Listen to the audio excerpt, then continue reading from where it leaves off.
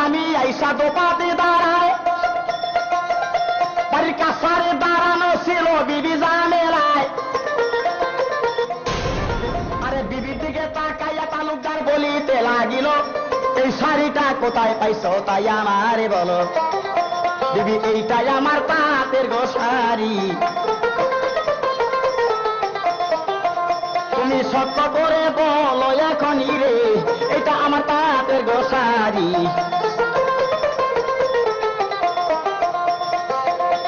জামেলা বলে বাবা আনছে হাত হইতে কিনিয়া,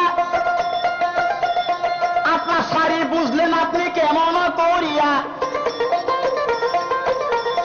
এই দিকেতে একটা কাপড় পড়ছে ভাই, আরে নিচের দিকে আসলেতে সিল্লি দেখা যায়।